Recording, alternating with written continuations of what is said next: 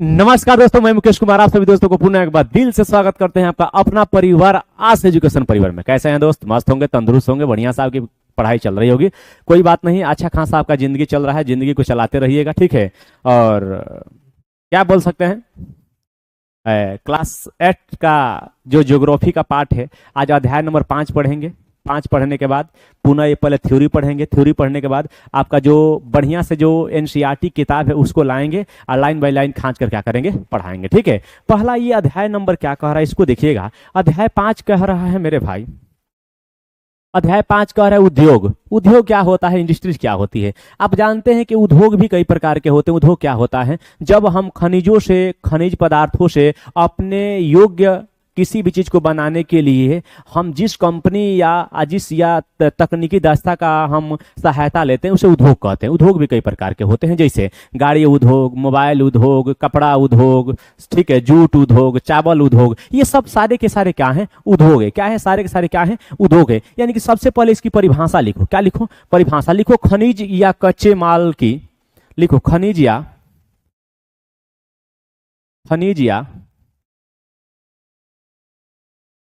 कच्चे माल की,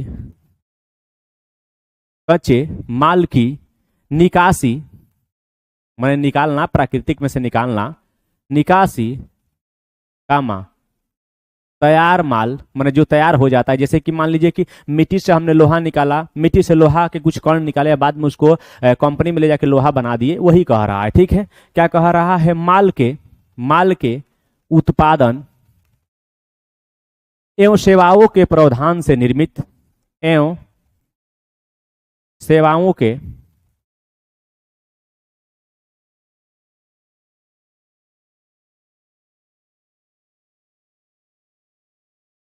से निर्मित, निर्मित क्या है, निर्मित क्या है ना, प्रावधान से संबंधित गतिविधि लिखिएगा, माफ करिएगा। प्रावधान से संबंधित गतिविधि को उद्योग कहते हैं। संबंधित संबंधित गतिविधि को,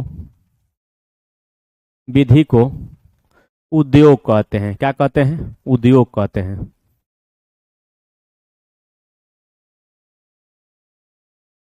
क्या कहते हैं? उद्योग कहते हैं। एक बात याद रखना है, क्या कहते हैं?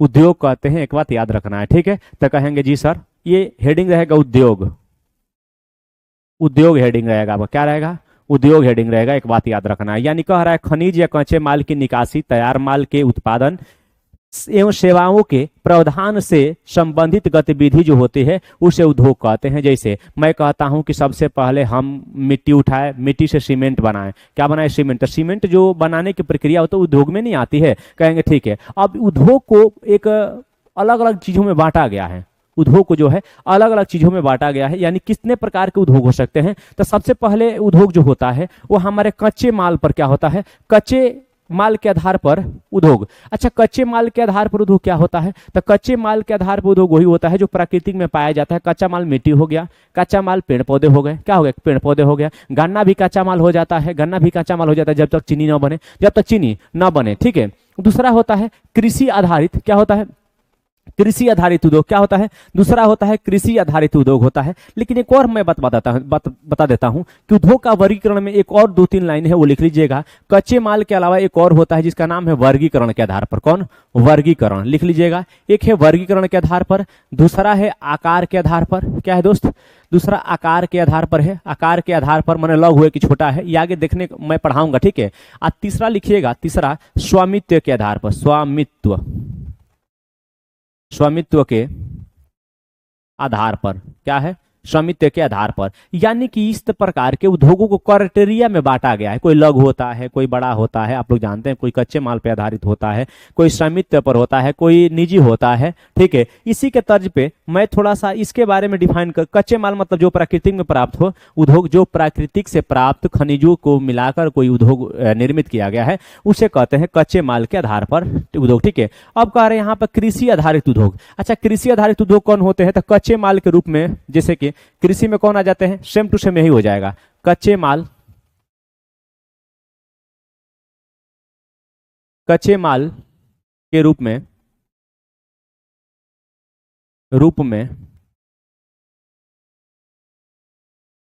पौधों, पशुओं इत्यादि, ये आते हैं इसमें। ठीक है, लिखिए जैसे खाद्य प्रसंस्करण, इसके अंतर्गत क्या क्या आता है, तो एग्जाम्पल में लिखिएगा, एग्जाम्पल में लिख लीजिएगा मेरे मुन्ना जी। खाद्य प्रसंस्करण, खाद्य प्रसंस्करण और डेयरी,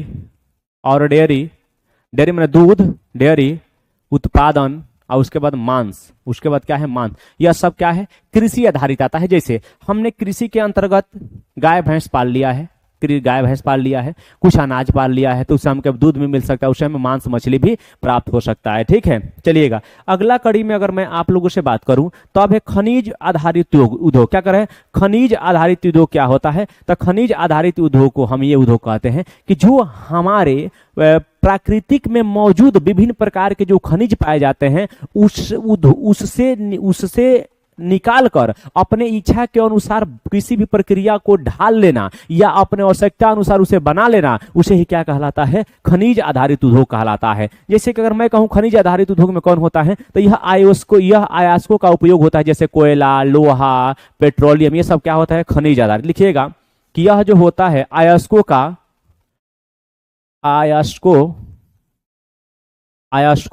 क्या कह रहा है, अयस्कों का उपयोग माने जितने अयस्क हैं उसका उपयोग करेंगे तो ये खनिज आधारित हो जाएगा। अगर मैं आप लोगों से यहाँ एग्जाम्पल के तौर पे मैं बात करूं मेरे भाई, तो क्या हो जाएगा, तो पेट्रोलियम हो जाएगा। सबसे पहले पेट्रोलियम लिखिएगा, हमको पेट्रोलियम अच्छा लगता है, एक पेट्रोलियम हो जाएगा। पेट्रोलियम के बाद कोयला लिख लीजिएगा, और कोयला के बाद क्या लिखिएगा, लोहा लिख के इत्यादि रखिएगा। क्या है, लोहा और क्या हो जाएगा, इत्यादि हो जाएगा। बस इसके आगे कुछ लिखने की जरूरत नहीं है, इसके बाद कुछ लिखने की जरूरत नहीं है, इससे आपका काम चल जाएगा। ठीक है, ये हो गया आपका खनिज आधारित उद्योग। माने खनिज में लोहा मिल सकता है, तांबा, सोना, चांदी, ये सब खनिज आधारित उद्योग होता है। ठीक है, अगर अगला कड़ी में मैं बात करूं तो यहाँ पे खुद आप देख सकते हैं कि ये है समुद्र उद्योग, यानी कि समुद्र से संबंधित जितने उद्योग हैं उसे क्या कहा जाता है, समुद्र उद्योग कहा जाता है। अच्छा, समुद्र में कच्चे माल के रूप में निकाले भी जाते हैं कुछ पदार्थ। समुद्र से कच्चे माल के रूप में मछली भी हमको मिलता है, क्या मिलता है, मछली मिलता है, समुद्री भोजन भी मिलता है। तो लिख लीजिएगा इसके बारे में, यहां से लिखिएगा, लिखिए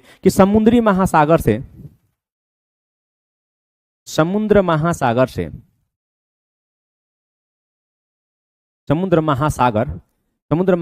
से निकाले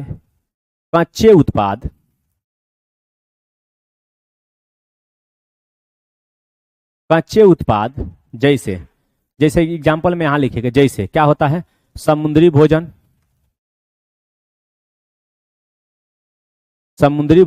एवं मछली,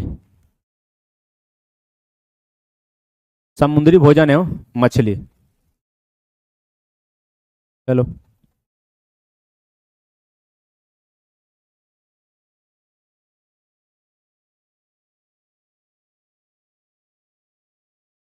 चलिए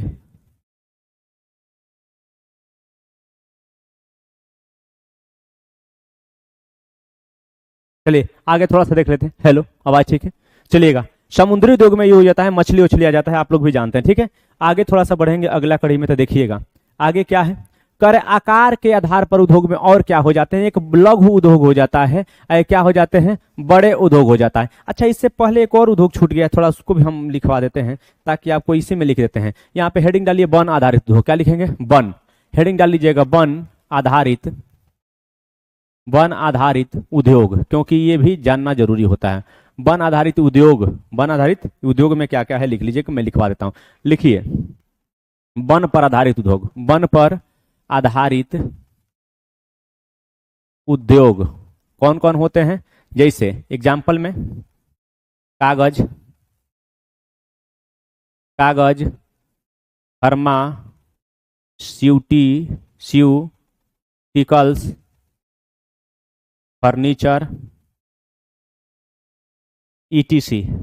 क्या है, ईटीसी बोले तो इत्यादि, यानी कि हमें वन आधारित क्या मिलता है, फर्नीचर मिलता है, कांचा माल के तौर पर लकड़ी मिलता है, उसके बाद हमें दवा मिल जाता है, हमको कागज मिल जाता है, इसी आधारित पे मिलता है। एक बात याद रखना, ठीक ना, यही थोड़ा सा छूटा हुआ था, बाकी बाद में सब सही है। ठीक है, चलिएगा अब आगे अगर मैं देखूं आपसे तो ये क्या कह रहा है, एक कह रहा है लघु उद्योग और एक कह रहा है बड़े उद्योग। ठीक है, अगर कम पूंजी के साथ अगर कार्य करें तो लघु उद्योग, इसमें कम लोगों की जरूरत होती है, इसमें क्या होती है, कम लोगों की भी जरूरत होती है। ये बात आपको याद रखना है, कितना कम लोगों की जरूरत होती है। तो कहेंगे जी सर, तो कम लोगों की जरूरत इसी में ना होगी जी, तो कहेंगे जी यानी कि हस्तशिल्प रेशम उद्योग लिखिएगा, इसमें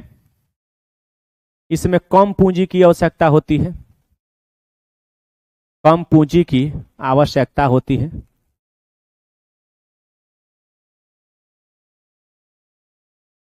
ठीक है, इसमें कम पूंजी की आवश्यकता होती है। आगे लिखिएगा, इसमें कम श्रम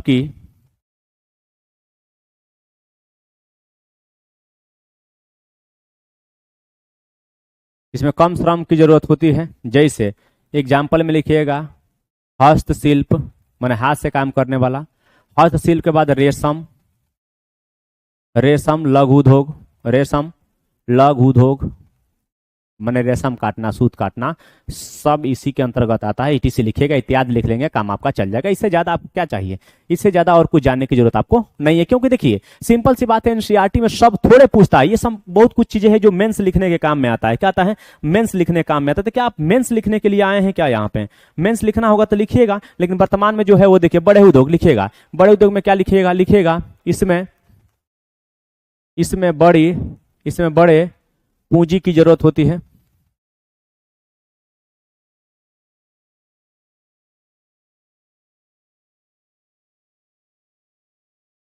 बड़े पूंजी और की जरूरत होती है, बड़े प्रौद्योगिकी की जरूरत होती है, बड़े प्रौद्योगिकी की जरूरत होती है। क्या होती है, जरूरत होती है। बड़ी संख्या में ठीक इसका विपरीत, बड़ी संख्या में लोगों की आवश्यकता होती है।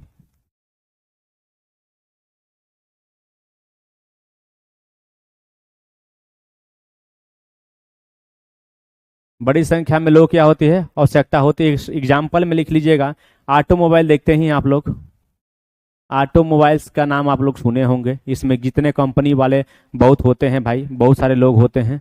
और कोई मशीनरी जैसे कि कार और बनाइए या कुछ भी बनाइए, उसमें क्या होते हैं, वो बड़े उद्योग के श्रेणी में आते हैं। किस उद्योग के श्रेणी में आते हैं मेरे भैया, तो कहिएगा सर बड़े उद्योग की श्रेणी में वो आते हैं। ठीक है, तो कहेंगे जी सर, क्या कहेंगे जी सर। इसमें कोई दिक्कत है तो बताइए, इसमें किसी प्रकार का कोई दिक्कत है तो बताइए, मैं आपका हर एक बात सुनने के लिए तैयार हूँ। ठीक है, मैं चलूंगा, अब आगे बढ़ूंगा। क्या बढ़ूंगा, आगे बढ़ना मेरा फितरत है।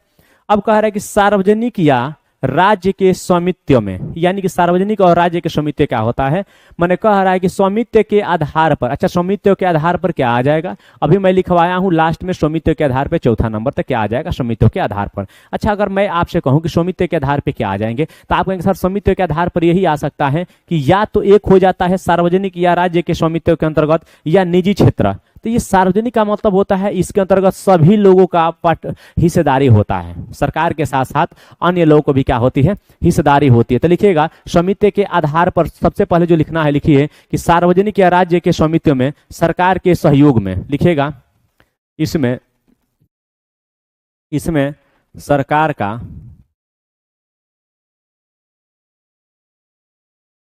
सहयोग होता है। एग्जाम्पल के तौर पर अगर मैं आपसे लिखवाना चाहूं तो एक कंपनी है जिसका नाम है, आप लोग जानते हैं, HAL हल और वेल। लिखिए HAL और BHEL, बस ये दो कंपनियां हैं जो इस कंपनी के अंतर्गत आती है। ठीक है, अब आ जाता है दूसरा निजी क्षेत्र के। अच्छा, निजी क्षेत्र क्या है, जियो, किसी व्यक्ति के, जियो टाटा किसका है, निजी क्षेत्र का है। लिखिएगा इसमें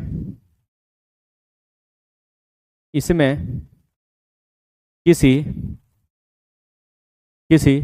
निजी व्यक्ति की बात होती है, या इसमें कोई निजी व्यक्ति होता है। एग्जाम्पल के लिए जियो, टाटा, ETC माने इत्यादि, ETC माने इत्यादि होता है, याद रखना है। दोनों लिख लीजिएगा बढ़िया से, सार्वजनिक वाला और ये भी लिख लीजिएगा। ठीक है, चलिएगा, संयुक्त क्षेत्र क्या होता है? राज्य में व्यक्ति के संरक्षण में।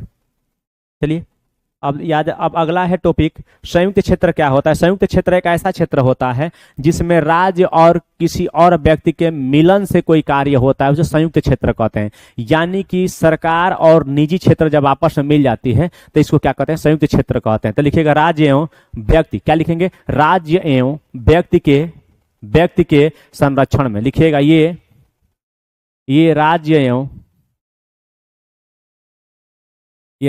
व्यक्ति के संरक्षण में होता है। क्या होता है? जैसे एग्जाम्पल में लिखिएगा मारुति एक सुजुकी गाड़ी आती है, उसी के अंतर्गत यह आती है। एक बात याद रखिएगा, क्या है? मारुति के अंतर्गत ही आता है, ये बात याद रखना है, ठीक ना। अगला क्रम में लिखेंगे, ये मान लीजिए कि सहकारी क्षेत्र में आ जाता है कच्चे माल के आपूर्तिकर्ताओं द्वारा संचालित। क्या करते हैं? कच्चे माल के आपूर्तिकर्ताओं द्वारा संचालित होता है, ठीक है। अगला है सहकारी, तो लिख लीजिएगा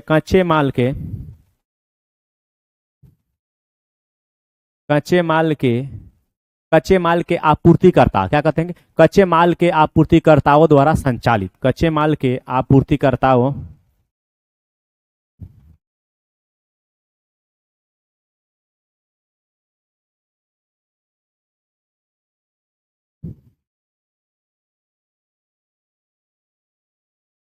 संचालित। क्या है? कर्ताओं द्वारा संचालित। क्या है?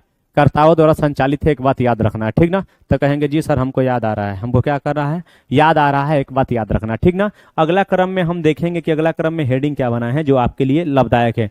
कर उद्योग के अवस्थिति संबंधित कारक। उद्योग के अवस्थिति के संबंध में कारक कौन कौन से हैं ये लिखना है, ठीक ना। तो जैसे क्या हो जाता है, उद्योग को कहाँ देखकर रखा जाता है, इसका दिमाग लगाइए। उद्योग को कहाँ रखा जाएगा? तो उद्योग के लिए सबसे जरूरी क्या होता है, उसके लिए क्या देखना है? तो सबसे पहले देखिए कि जल कैसा है, भूमि कैसी है, क्या वहां पे आसानी से बिजली मिल जा रही है, बिजली आसानी से मिल जा रही है कि नहीं मिल जा रही है, वहां पर परिवहन व्यवस्था है कि नहीं है, यानी कि उद्योग को अगर कहीं भी आप रख रहे हैं तो ये सब बढ़िया से देखना होगा। और ये देखना होगा कि क्या कच्चे माल की आपूर्ति हो रही है कि नहीं है, कच्चे माल की आसानी से आपूर्ति, कच्चे माल की आपूर्ति हो रही है कि नहीं हो रही है, कच्चे माल की आपूर्ति हो रही हो कि नहीं हो रही है। वहाँ का बाजार व्यवस्था कैसा है, बाजार का व्यवस्था कैसा है ये भी हमको देखना पड़ेगा। बाजार का व्यवस्था कैसा है ये भी देखना होगा। वहाँ पे संचार का माध्यम कैसा है, क्या वहाँ पे फोन का टावर लगा है कि नहीं लगा है, यानी कि यहाँ पे स्थाने के लिए संचार भी देखना होगा। यानी कि उद्योग उसी क्षेत्र में लगाया जा सकता है जहाँ पे बढ़िया पानी हो, भूमि हो, बिजली हो, परिवहन की व्यवस्था हो, कच्चे माल की आपूर्ति मन उपलब्धता हो और बाजार का व्यवस्था हो, और संचार के क्या लिया है, सुविधा हो। संचार के लिए क्या हो, सुविधा हो। एक बात याद रखना, ठीक ना, क्योंकि इतना बात आपको जानना पड़ेगा, ठीक है। चलिएगा, अगर आप कहिएगा कि सर ये वाला हेडिंग क्या है, ये वाला लिख लीजिएगा बढ़िया से। चलिएगा, ये कह रहा है कि औद्योगिक प्रणाली। क्या है? औद्योगिक प्रणाली।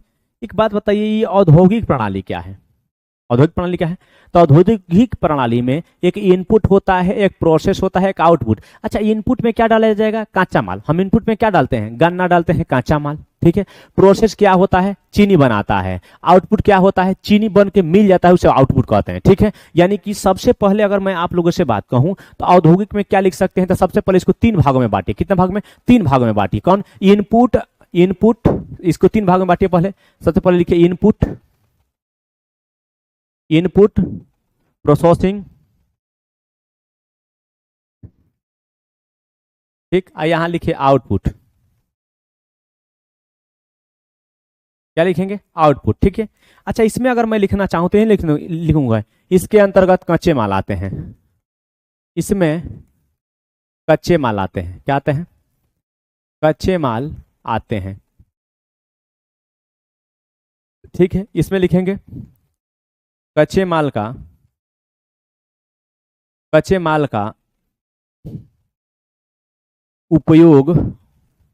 उपयोग लायक बनाना। आइए लिखिएगा अंतिम रूप से, कच्चे माल कच्चे माल को का अंतिम रूप से अंतिम रूप से बनकर तैयार होना, यानी कि इसके बाद मार्केट में जाएगा। इसके बाद कहाँ जाएगा? मार्केट में जाएगा। इसके बाद कहाँ जाएगा? बन के मार्केट में जाएगा। एक बात याद रखना है, कहाँ जाएगा? इसके बाद बन के मार्केट में जाएगा। थोड़ा सा वक्त दीजिए मुझे, थोड़ा सा, 1 मिनट बाबू। आवाज थोड़ा हमसे फंस रहा है, लग रहा है कि।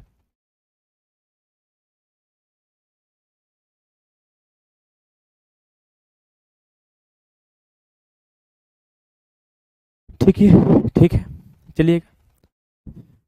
अगर और भी लिखना चाहें तो इसमें लिख सकते हैं। इसमें एग्जाम्पल के तौर पे इसमें श्रम भी आता है, पूंजी भी आता है, क्योंकि प्रोसेसिंग में श्रम आता है, पूंजी आता है, याद रखना है। आउटपुट में कुछ नहीं आता है, आउटपुट में डायरेक्ट निकल जाता है। ठीक है, आउटपुट में डायरेक्ट क्या होता है? निकल जाता है। ठीक है, आगे बढ़ेंगे अगले पेज की तरफ, अगले पेज की तरफ बढ़ेंगे। अगला पेज क्या कहता है, इसको देखिएगा। ठीक है, चलिएगा।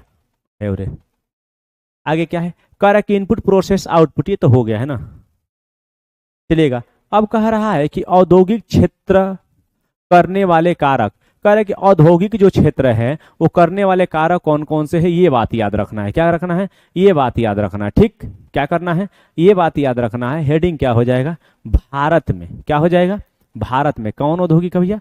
भारत में। यानी कि औद्योगिक क्षेत्र कहाँ? भारत में। बड़ा गड़बड़ काम है। औद्योगिक क्षेत्र भारत में। अच्छा, औद्योगिक क्षेत्र भारत में जो होता है वो कौन कौन से क्षेत्र होते हैं, यही बात आपको याद रखना। ठीक ना, चलिएगा। अगर भारत में मैं बात करूं, थोड़ा सा हमको दिमाग में एक बात चल रहा है यार, एक दिमाग में बात चल रहा है मुझे। ठीक है, कि भारत में तो अनेक प्रकार के प्रदेश हैं, जैसे मुंबई है, पुणे है, ये सब है। ठीक है, विशाखापट्टनम है, छोटा नागपुर का पठार है। तो कितना लिखवा दे कि काम आपका चल जाए। चलिए, लिखिए भारत में। भारत में भारत में समशीतोष्ण क्षेत्र में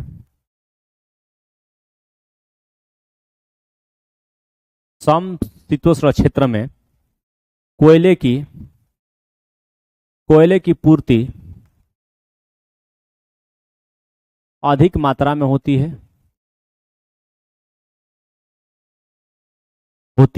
यही कारण है कि उसके आसपास के जितने क्षेत्र होते हैं वहां पे विभिन्न प्रकार की कंपनियां बैठाई जाती है। ठीक है, विभिन्न प्रकार की कंपनियां। भारत में औद्योगिक क्षेत्र कौन कौन सा, तो लिखिएगा। भारत में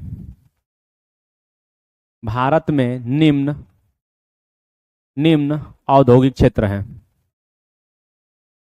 निम्न औद्योगिक क्षेत्र है। जैसे कुछ कुछ ही लिखेंगे, ज्यादा नहीं लिखेंगे। एग्जाम्पल के तौर पे जैसे पुणे पुणे मुंबई, गुजरात, छोटा नागपुर का पठार, छोटा नागपुर का पठार। ठीक है, छोटा नागपुर का पठार हो गया। विशाखापट्टनम विशाखापट्टनम इत्यादि लिख लो ना, हो जाएगा यार, क्या इतना घांच पच करना है। इत्यादि लिखो, हो जाएगा। इतना क्या करना, आपको याद थोड़े होगा, याद थोड़े कर पाइएगा आप, याद थोड़े कर पाइएगा। ठीक है, जैसे कि गुड़गांव, दिल्ली, मेरठ, भारत में इतने औद्योगिक क्षेत्र है, सबको याद नहीं कर पाइएगा, संभव नहीं है। ठीक है, संभव नहीं कि आप इतना याद कर पाइएगा। मैं जानता हूं कि इतना याद नहीं हो पाएगा आपसे, बस इतना लिख लीजिए, काम चल जाएगा। जितना एग्जाम में पूछेगा उतना ही लिखिए। कह रहा है कि आपदाओं के लिए जोखिम कम करने के उपाय। अच्छा, आपदाओं के लिए जोखिम कम क्या कर सकते हैं? कंपनी को शहरी क्षेत्र से बाहर आना चाहिए, घनी आबादी से दूर रखना चाहिए, वहां पे फायर अलार्म लगाना चाहिए, प्रदूषण फैलाने वाले गुणों में सुधार करना चाहिए, विषाक्त पदार्थों को भंडारण क्षमता सीमित करना चाहिए। तो इसमें 2-4 बात लिखना है तो लिख लो। पहला लिखो, क्या कर सकते हैं? घने आबादी वाले क्षेत्रों से दूर, घने आबादी वाले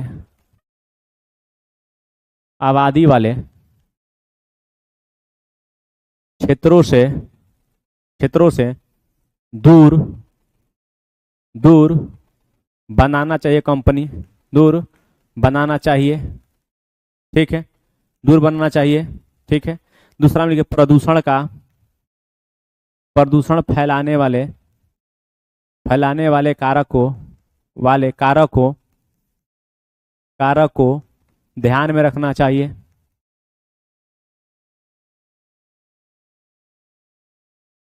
क्या करना चाहिए, ध्यान में रखना चाहिए। अगला टॉपिक में एक बात और लिख लीजिएगा, यहाँ पर लिखिए, लिखिए जो क्या खतरनाक गैसों को, खतरनाक खतरनाक गैसों को, गैसों का गैसों का भंडारण सीमित करना चाहिए।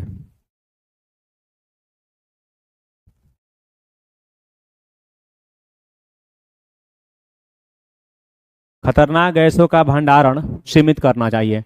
घन क्या है, ये खतरनाक गैसों का जो भंडारण है उसे क्या करना चाहिए, सीमित करना चाहिए। एक बात याद रखना है, क्या करना चाहिए, सीमित करना चाहिए। ठीक है, तो कहेंगे कि जी सर हमको याद है, इतना बात आप ही जानते हैं। अरे यार देखिए, जो जो दिमाग में बात आई सब दिमाग को बढ़िया से लिख लेना चाहिए। ठीक है, अगर विषाक्त पदार्थ में जहरीली पदार्थों को भी अगर भंडारण करना है, जैसे कि भोपाल त्रासदी हुआ था ना 1984 में, तो भोपाल जैसे त्रासदी ना हो, इससे हमको क्या करना चाहिए, बच के रहना चाहिए। ठीक है, ये भारत में कुछ औद्योगिक क्षेत्र है, भारत के कुछ अगर औद्योगिक क्षेत्र मैं कहूँ तो भारत वाला ये औद्योगिक क्षेत्र बहुत बढ़िया है। ये जहाँ जहाँ ब्लैक है वहाँ वहाँ पे सब औद्योगिक क्षेत्र बहुत बड़े पैमाने पर है। एक बात याद रखना है। ठीक है, एक बात क्या करना है, याद रखना है। ठीक है, एनसीईआरटी जब पढ़ाएंगे तो वहाँ पे और भी बढ़िया से पढ़ाएंगे। ठीक है, लौह और इस्पात उद्योग इसमें आता है। क्या आता है, लौह और इस्पात उद्योग इसी में आता है। एक बात याद रखिएगा, यानी कि उद्योग का वितरण। अच्छा, उद्योग का वितरण किस किस आधार पे होता है, तो मैं कहूंगा कि उद्योग का वितरण सबसे पहले अगर लौह और इस्पात और कपड़ा के आधार पर कर सकते हैं, सूचना प्रौद्योगिकी और आईटी सेक्टर के तहत हम कर सकते हैं। ठीक है, यानी कि लौह इस्पात भी कर सकते हैं और कपड़ा भी उद्योग। तो लौह इस्पात में जर्मनी, अमेरिका और जापान इसमें बहुत आगे हैं। लिखिए इसमें, इसमें Germany, Japan, Germany, Japan, America, America, चीन अग्रणीय है।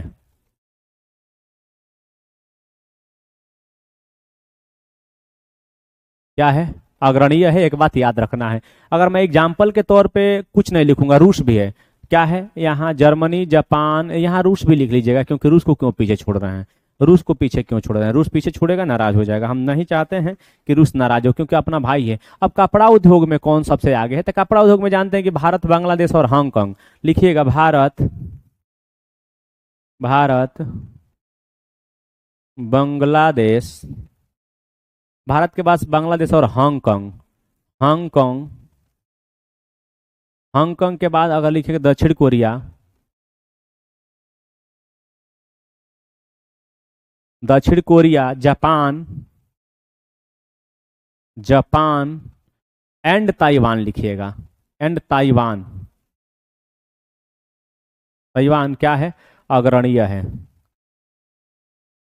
क्या है भैया, यह अग्रणीय है। एक बात याद रखना है, क्या है, यह अग्रणीय है। एक बात याद रखना है, क्योंकि यहां से सवाल बनते हैं मेरे भाई, सवाल यहाँ से बनते हैं। आपको लगे कि नहीं बनेंगे, लेकिन सवाल बड़ा खतरनाक बनते हैं। ठीक है, सवाल बहुत खतरनाक बनते हैं। ठीक है, अगला में देखेंगे तो उद्योग में क्या है, भारत में लौह और इस्पात उद्योग कहाँ है, यानी कि भारत की बात कर रहा है। क्या कर रहा है, भारत की बात कर रहा है। ठीक है, क्या कर रहा है, भारत की बात। लेकिन एक बात बताइए, एक सेक्टर छूट गया है, सूचना और प्रौद्योगिकी, आईटी सेक्टर। थोड़ा सा मैं बैक जाऊंगा, क्योंकि एक सेक्टर छूट गया, हमको अच्छा नहीं लग रहा है। बिना बताए लिख लीजिएगा एक अगला। ठीक है, सूचना और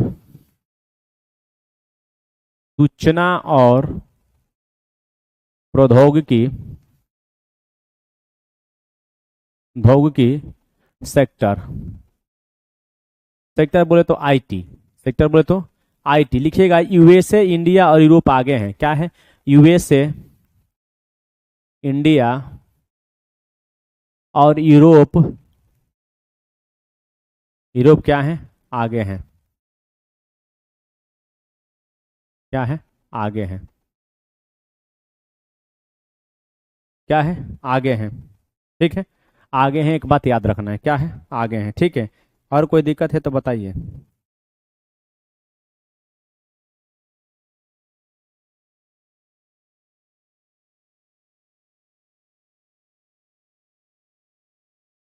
ठीक है, कुछ बातें सोच रहे थे, दिमाग में कुछ बातें चल रही। ठीक है, चलिएगा।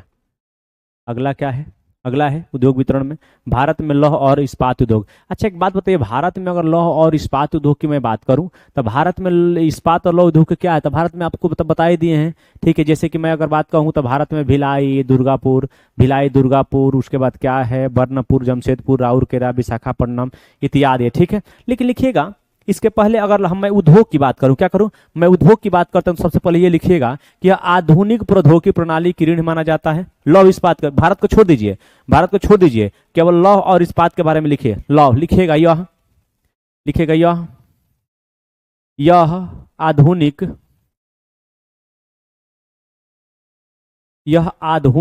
क्या कह रहा है भाई, यह आधुनिक प्रणाली की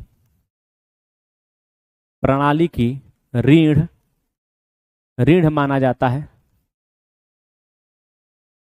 क्या किया जाता है, रीढ़ माना जाता है। दूसरे क्रम में अगर लिखना चाहें तो लिखिएगा फीडर उद्योग भी कहते हैं इसे फीडर उद्योग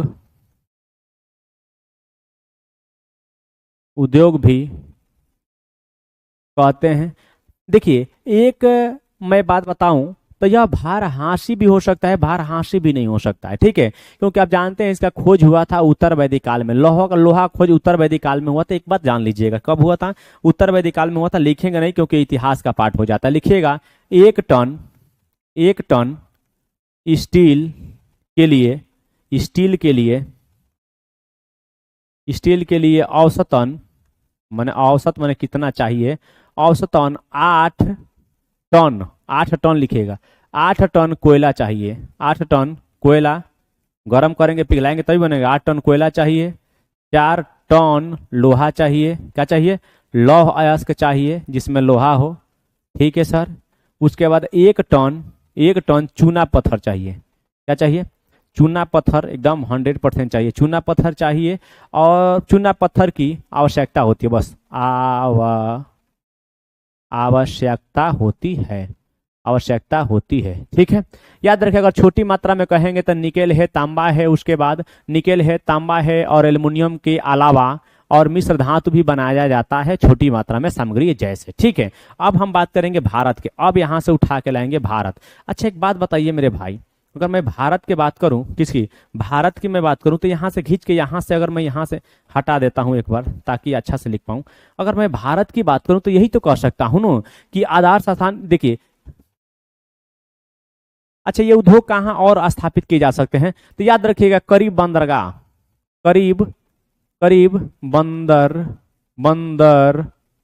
बंदरगाह होना चाहिए। यानी कि जहां भी अगर ये उद्योग बैठाया जाता है वहां पे करीब बंदरगाह होना चाहिए। लिखिए कि भारत में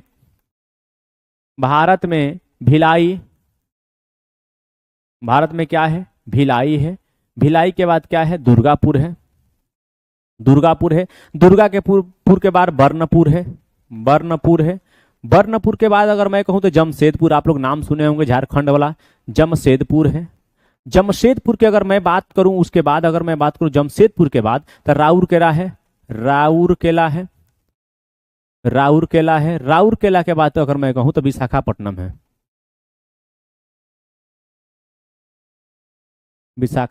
है। क्या है, विशाखापट्टनम है।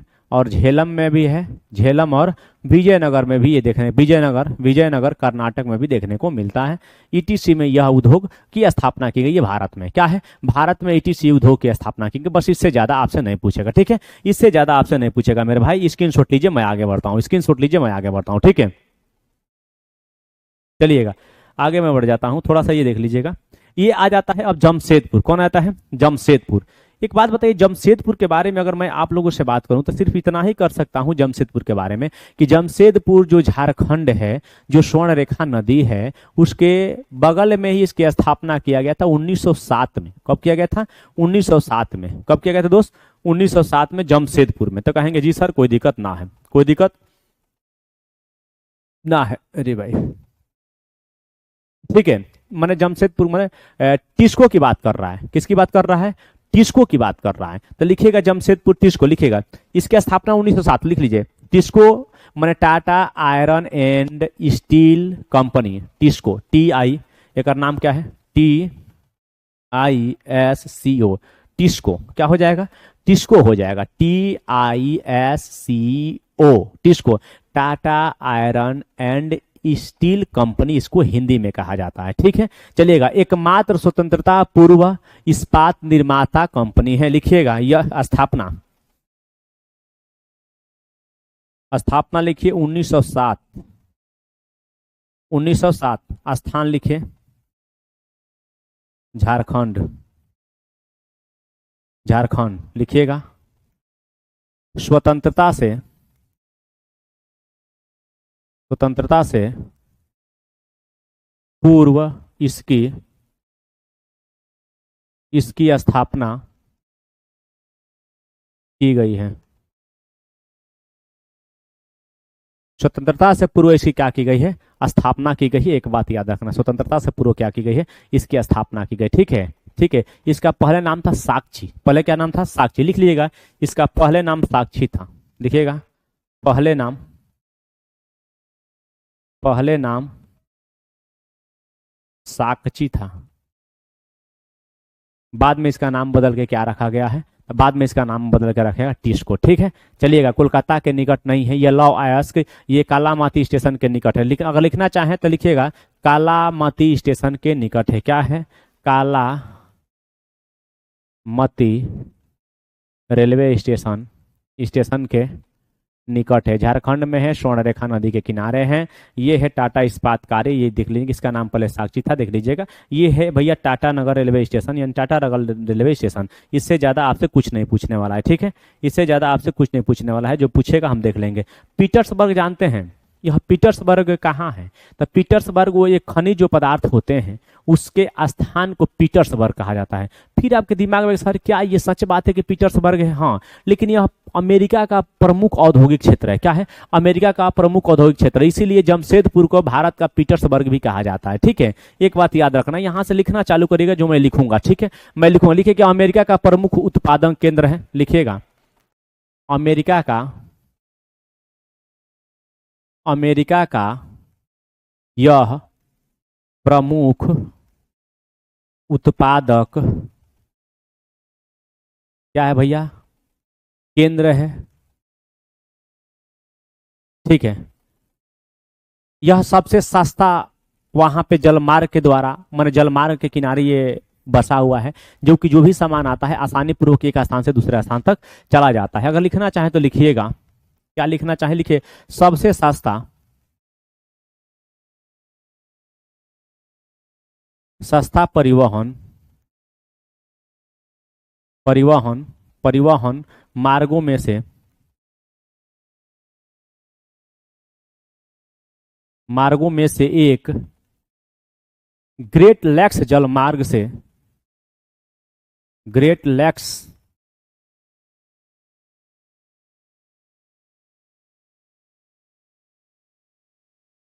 जलमार्ग से मिनेसोटो से जुड़ा हुआ है। मिनेसोटो, सोटो से क्या हुआ है? जुड़ा हुआ है। क्या हुआ है? जुड़ा हुआ है। ठीक है, रेलवे उपकरण और मशीनरी के लिए जाना जाता है। किसके लिए? रेलवे उपकरण और मशीनरी के लिए जाना जाता है। अब थोड़ा सा कलर चेंज करते हैं, काला हुए तो क्या हुए? दिल वाले। ठीक है, यह रेलवे उपकरण एवं मशीनरी के लिए जाना जाता है, के लिए जाना जाता है। ठीक है, चलिएगा, इतना हो गया तो बहुत हो गया, लेकिन कुछ अगर बातें छूट गई होगी तो मैं लिखाते चलूंगा। ठीक है, चलिएगा। जानते हैं ये आहिया जो है ना, ये आहिया और मोनोहेगल, आहिया मोनोहेगल अलेंघनी जो है को समर्थन देने के लिए पर्याप्त पानी की आपूर्ति प्रदान करता है। ये जरूरत नहीं है, बस यहाँ लिखिएगा पर्याप्त पानी की पूर्ति होता है। लिखिएगा यहाँ पर, यहाँ पर पर्याप्त मात्रा में, मात्रा में पानी की उपलब्धता है।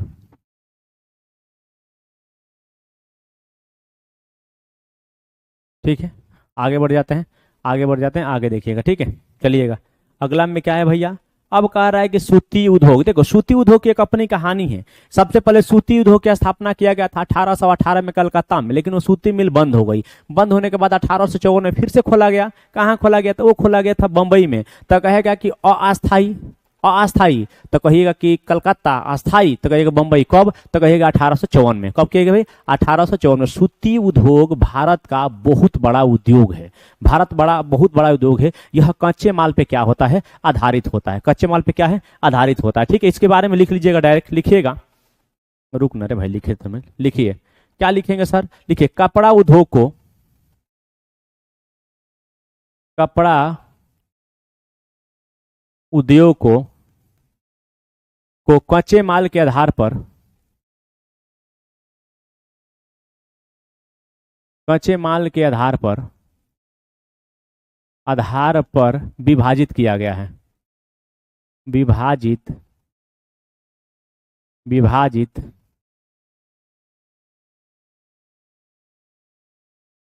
किया गया है। क्या किया गया है?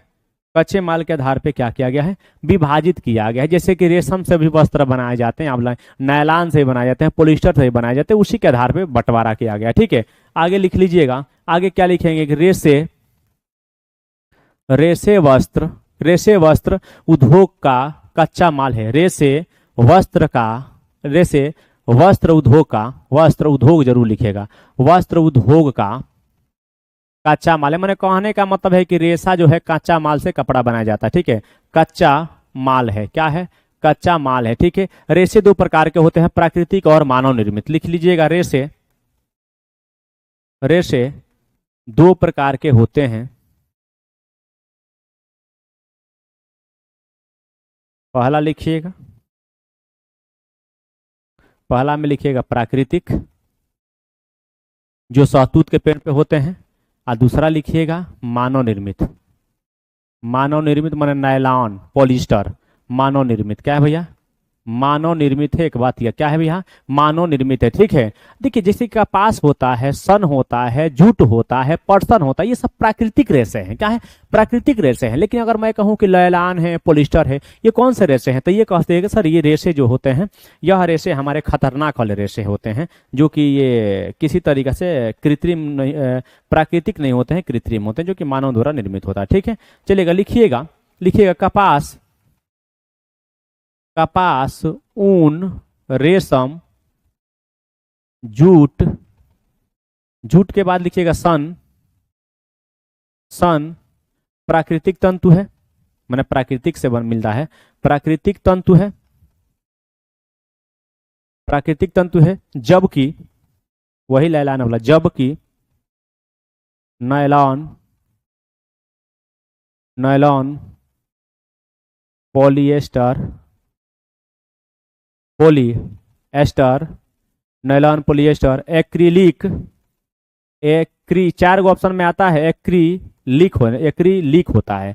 एक्रिलिक और रेयॉन मानव निर्मित है, मानव निर्मित रेशे हैं। कैसे रेशे हैं? मानव निर्मित रेशे हैं। एक बात याद रखना है। ठीक है, तो कहेंगे जी सर हमको याद आ गया। ठीक है, चलिए, हो गया ना? ये मिटाएंगे, थोड़ा जल्दी लिख लीजिएगा, मिटाएंगे। 2-4-10 और लाइन है, बस लिख के उसके बाद इसके बाद खत्म करके आगे बढ़ेंगे। क्या करेंगे? खत्म करके आगे बढ़ेंगे। ठीक है, चलिएगा, लिखिए सूती वस्त्र दुनिया। क्या है? सूती वस्त्र जो होता है भैया, सूती कपड़ा उद्योग, सूती वस्त्र लिखिए दुनिया के सबसे पुराने उद्योग हैं। क्या है? दुनिया के सबसे पुराने उद्योग हैं। एक बात याद रखिएगा, 18वीं शताब्दी की अगर मैं बात करूं तो लिख लीजिए कि 18वीं शताब्दी, लिखिए 18वीं शताब्दी तक कपास की हाथ करघे, हाथ माने हाथ से बना, हाथ करघे का उपयोग करके बनाया जाता था, माने कपड़ा बनाया जाता था, कपड़ा बनाया जाता था, एक बात याद रखें, ठीक ना, कपड़ा बनाया जाता था, इससे ज्यादा कुछ नहीं लिखते। भारत में सूती वस्त्र का समृद्ध इतिहास है। ब्रिटिश राज के पहले भारतीय कपास उद्योग अपने चरम सीमा पर था और गुणवत्ता के लिए जाना जाता, ठीक है। विश्व में भारत के सूती वस्त्रों का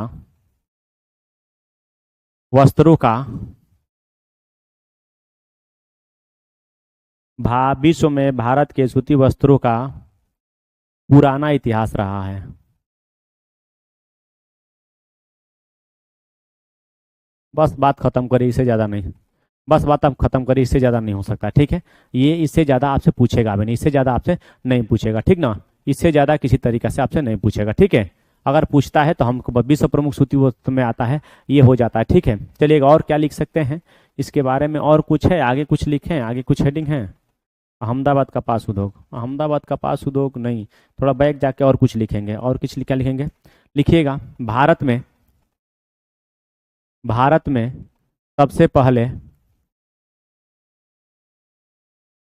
सबसे पहले सूती मिल की स्थापना 1818 ईस्वी में कोलकाता में हुआ था।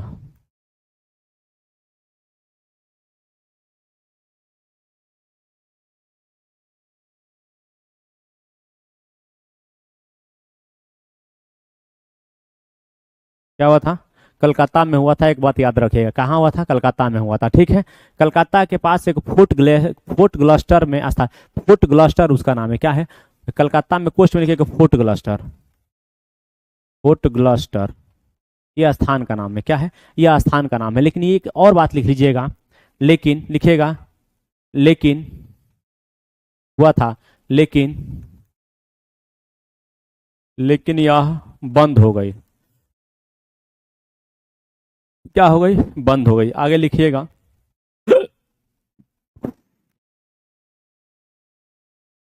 भारत में अस्थाई सूती मिल 1854 ईस्वी में 1854 जो ईस्वी में है, क्या है, 1854 ईस्वी में बम्बई में स्थापित हुई थी। क्या हुई थी, बम्बई में स्थापित हुई थी।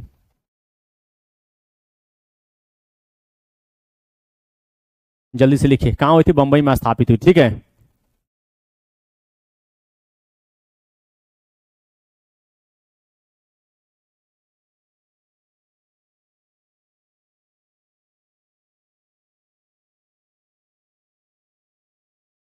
हो गया, हो गया, कोई दिक्कत है, कोई दिक्कत है, नहीं है, कोई दिक्कत है, नहीं है, चलिएगा। और कुछ लिखना चाहें तो लिख लीजिएगा, और कुछ लिखना चाहें तो लिख लीजिएगा। लिखिएगा ढाका, ढाका माने बांग्लादेश, ढाका मसलिन जगह का नाम है, ढाका हो गया, मसलिन हो गया, उसके बाद मसूलीपट्टनम हो गया, मसूलीपट्टनम हो गया, कालीकट हो गया, क्या हो गया, कालीकट हो गया, कालीकट हो गया, उसके बाद बुरहानपुर हो गया, बुरहानपुर हो गया, बुरहानपुर के बाद हो जाएगा सूरत और बड़ोदरा, सूरत, बड़ोदरा, बड़ोदरा का सोना ढका हुआ, ढाका हुआ सूती वस्त्र विश्व भर में प्रख्यात है। क्या है, विश्व भर में प्रख्यात है, ठीक है, विश्व भर में क्या है, प्रख्यात है। 19वीं शताब्दी में महाराष्ट्र और गुजरात कपास के प्रमुख उत्पादक थे। क्या कहेंगे, अब यहाँ पे एक और लिख लीजिएगा, 19वीं शताब्दी तक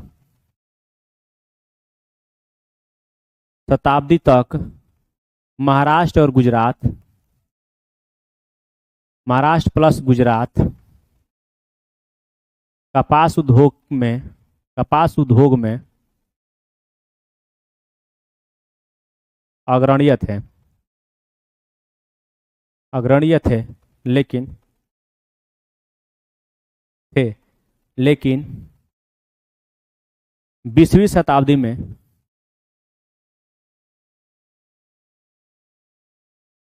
लेकिन 20वीं शताब्दी में, ठीक है, कोयम्बटूर, कानपुर, चेन्नई, लिखेगा 20वीं शताब्दी में कोयम्बटूर, तमिलनाडु की बात, कोयम्बटूर, कोयम्बटूर के बाद क्या आ जाएगा? तो आ जाएगा कोयम्बटूर के बाद हमको लगता है, एक मिनट, कानपुर और चेन्नई लिखे पहले, कानपुर, कानपुर हो गया,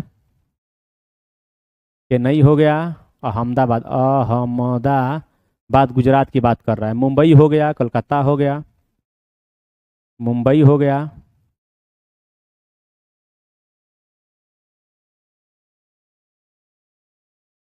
और क्या, कोलकाता, मुंबई, कोलकाता, लुधियाना, पुदुचेरी, कितना लिखे यार, लुधियाना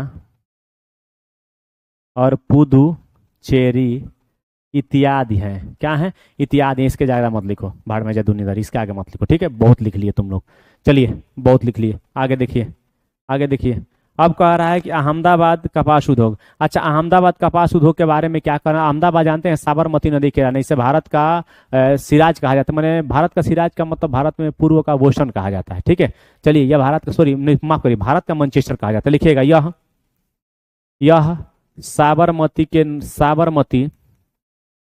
साबरमती नदी के किनारे क्या है? स्थित है, ठीक है। पहली कपड़ा मिल, माने यहाँ अहमदाबाद में, यहाँ पहली कपड़ा मिल 1859 में बनी थी। लिखेगा, इसे भारत का मैनचेस्टर कहते हैं। क्या कहते हैं? Manchester, Manchester, Manchester.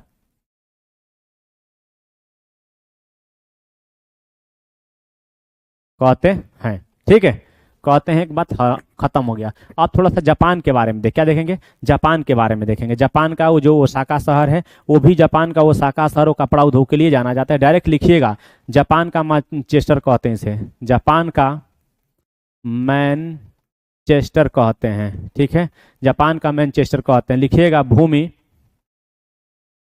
की उपलब्धता जो होती है दोस्त, भूमि की जो उपलब्धता, गर्म जलवायु,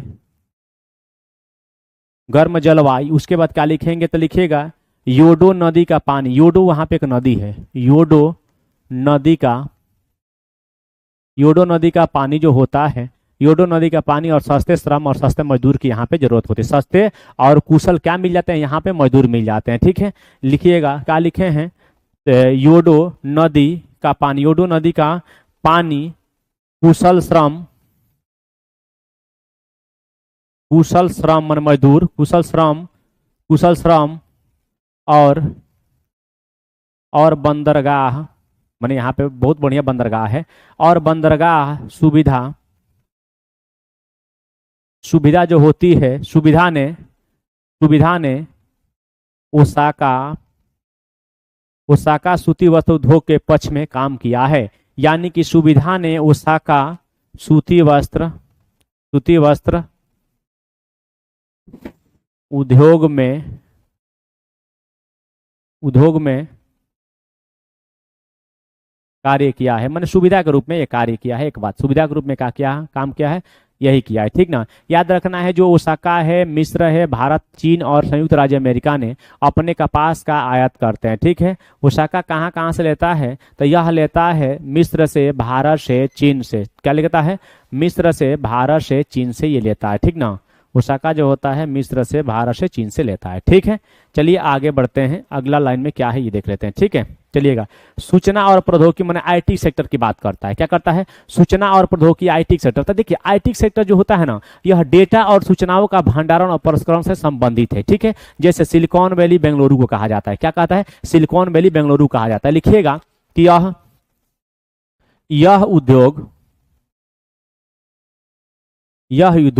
डेटा, क्या है? यह उद्योग डेटा और सूचनाओं के भंडारण, प्रसंस्करण से संबंधित है। यह उद्योग डेटा, सूचना भंडारण प्रौद्योगिकी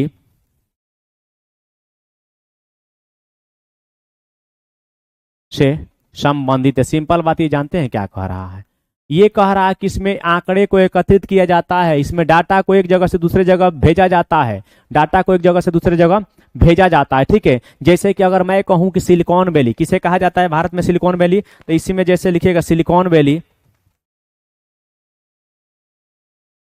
सिलिकॉन वैली बेंगलोर को कहा जाता है, बेंगलोर को कहा जाता है।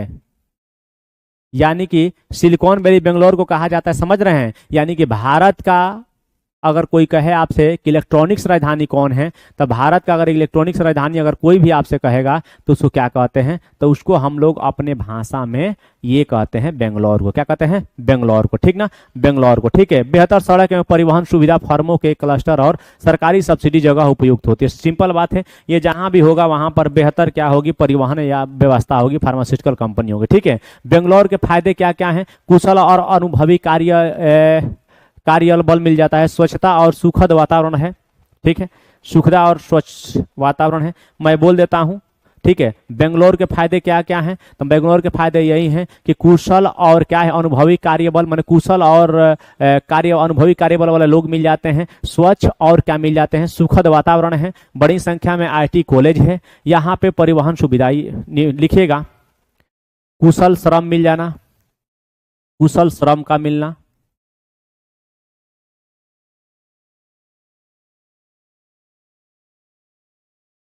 परिवहन व्यवस्था अच्छा होना,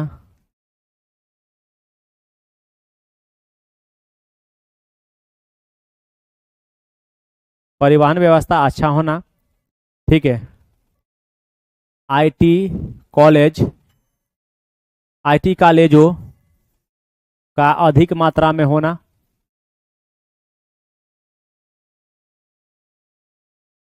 अधिक मात्रा में होना। यहाँ पे IT कॉलेज बहुत अधिक मात्रा में है। ठीक ना। कम लागत में क्या हो जाता है? यापन हो जाता है, मैंने कम लागत में यहाँ जीवन यापन हो सकता है। ठीक है, यहाँ परिवहन की है। ठीक है। सरकारी समर्थन, जो कर्नाटक 1992 में IT नीति घोषणा करने वाला पहला राज्य था। लिखिएगा, लिखिएगा 1992 में IT अधिनियम, IT अधिनियम पारित करने वाला पहला राज्य था। पहला राज्य कर्नाटक था। क्या था? कर्नाटक। पहला राज्य क्या हो जाएगा दोस्त? तो कहेगा पहला राज्य कर्नाटक हो जाएगा। यही आपका था। थोड़ा सा मुझे वक्त दीजिएगा, स्क्रीनशॉट लीजिएगा, लेना है तो थोड़ा सा मुझे वक्त दीजिए बाबू। मैं क्या करना चाहता हूँ अब सुनिएगा। मैं जस्ट 1 मिनट के अंदर में, 1 मिनट के अंदर में थोड़ा सा 15 सेकंड दीजिए, मुझे बदलने दीजिए। ये मुझे यहाँ पे NCERT जो होता है, NCERT बुक जो है, बुक को मुझे लगा लेने दीजिए। थोड़ा सा मुझे टाइम दीजिएगा। ठीक है, 10 सेकंड का बाबू।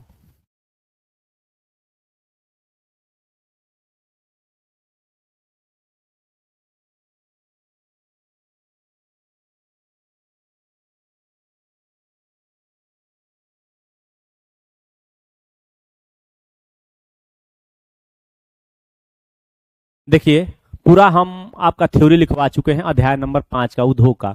उद्योग का हेव अध्याय नंबर 5 में उद्योग है। पूरा बढ़िया से इसके बारे में मैं लिखवा चुका हूं।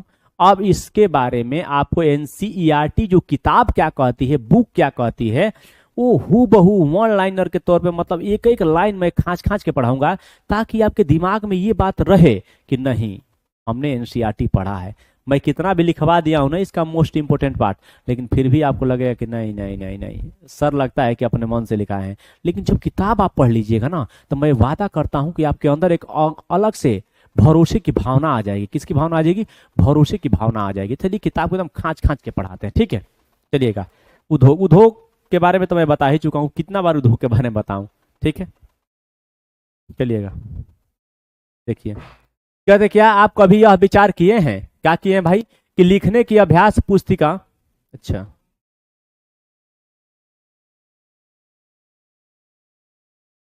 अभ्यास पुस्तिका जो आप इस्तेमाल में लाते हैं वह विनिर्माण की लंबी प्रक्रिया के बाद आपके पास पहुंचती है। कह रहा है कि जो आप लिखने के लिए पुस्तक का प्रयोग करते हैं वो कहीं ना कहीं बहुत लंबे समय के बाद अलग अलग प्रक्रियाओं से गुजर के तब आपके पास आए। जैसे सबसे पहले खेत में बिया डाले, गेहूं हुआ, उसके बाद मशीन में गए थ्रेसर से, उसके बाद उसको पिसवाएं, उसके बाद रोटी बना, तब ना हमारे मुंह में आया। इसके जीवन की शुरुआत वृक्ष से होती है। इनका कि सबसे पहले वृक्ष से बनता है, उसे काटा जाता है और लुगदी मिल तक ले जाया जाता है। वहां वृक्षों की लकड़ी को संसाधित एवं काष्ठ लुगदी में परिवर्तित किया जाता है। काष्ठ लुगदी को रासायनिक द्रव्य के साथ माने कुछ उसमें पदार्थ ऐसे मिलाया जाता है और अंततः मशीनों के द्वारा कागज के रूप में परिवर्तित किया जाता है। यह कागज प्रेस में जाता है जहां रसायनों से निर्मित स्याही का इस्तेमाल पृष्ठों पर रेखाएं छापने के लिए किया जाता है। ठीक है, इसके उपरांत पृष्ठों को अभ्यास पुस्तिका के रूप में बांधकर एवं पैक करके बिक्री के लिए बाजार में भेजा जाता है। जैसे कि जहां सर की जो किताब आई है वो हमारा एनसीईआरटी का जो साइंस का उनका आया निचोड़, वो भी उसी तरीका से। ठीक है, अंत में यह आपके हाथों में पहुंचती है। ये प्राथमिक क्षेत्र की कहानी कह रहा था। चल भाई द्वितीय क्रियाकलाप में देख लेते हैं क्या कह रहा है। तू कह ना रे भाई। कह रहा द्वितीय क्रियाकलाप विनिर्माण में कच्चे माल को लोगों के लिए अधिक मूल्य के उत्पादों के रूप में परिवर्तित किया जाता है। जैसे कि आपने देखा लुगदी कागज के रूप में और कागज अभ्यास पुस्तिका के रूप में, ये विनिर्माण प्रक्रिया के दो चरण क्या करते हैं, प्रदर्शित करते हैं। यानी किसी वस्तु को, प्रकृति में पाए जाने वाले वस्तु को अपने अनुसार, अपने उपयोगिता के अनुसार ढाल लेने की प्रक्रिया को विनिर्माण प्रक्रिया कहा जाता है। उद्योग क्या होता है का संबंध आर्थिक गतिविधि से है, जो कि वस्तुओं के उत्पादन, खनिजों के निष्कर्षण अथवा सेवाओं की व्यवस्था से संबंधित है। इस प्रकार लोहा और इस्पात उद्योग वस्तुओं के उत्पादन से संबंधित है। कोयला खनन उद्योग कोयले को धरती से निकालने से संबंधित है तथा पर्यटन सेवा देने से संबंधित उद्योग है। उद्योग कुछ नहीं होता है, उद्योग एक प्रकार की ऐसी प्रक्रिया है जिसमें हम किसी कल कारखाने, रोड, हेन तेन माने मनुष्यों के कार्य को आसानी बनाने के लिए या मनुष्यों के मूलभूत आवश्यकताओं को पूरा करने के लिए जो हम काम करते हैं वो एक उद्योग में आता है। चलिए, कर एक उद्योगों का वर्गीकरण कैसे होता है। चलिए, उद्योगों का वर्गीकरण कच्चा माल सबसे पहले होता है, उसका आकार और स्वामित्व के आधार पर किया जाता है। कच्चा माल क्या होता है, कच्चे माल के उपयोग के आधार पर उद्योग कृषि आधारित, खनिज आधारित और समुद्र आधारित और वन आधारित हो सकते हैं। कच्चा माल का मतलब होता है प्राकृतिक, यानी कि प्राकृतिक में पाए जाने वाली जितनी वस्तुएं होती है वो एक प्रकार की कच्चा माल होती है। ठीक है, क्या होती है, कच्चा माल होती है। जैसे कि लोहा जमीन में है, कच्चा माल है, लेकिन उसको अपने अनुसार लोहा रड बना लेंगे, गाड़ी बना लेंगे तो क्या हो जाएगा, तो हमारे उपयोगिता के अनुसार आ जाती है। ठीक है, वो द्वितीय क्षेत्र के अंतर्गत आ जाती है। चलिए, अब एक कृषि आधारित उद्योग क्या होता है। कृषि आधारित उद्योग नहीं जानते हैं, कृषि काय लिए करते हैं, बेचने के लिए। कच्चे माल के रूप में वनस्पति और तंतु आधारित उत्पादों का उपयोग करते हैं। खाद्य संसाधन, वनस्पति तेल, सूती वस्त्र, डेयरी उत्पाद और चर्म उद्योग कृषि आधारित उद्योग के उदाहरण है। यानी कि इतना हम सब बोते हैं किसके लिए, खाने के लिए, पीने के लिए, गाय भैंस से दूध निकालेंगे, मक्खन निकालेंगे। ठीक है, चलिएगा।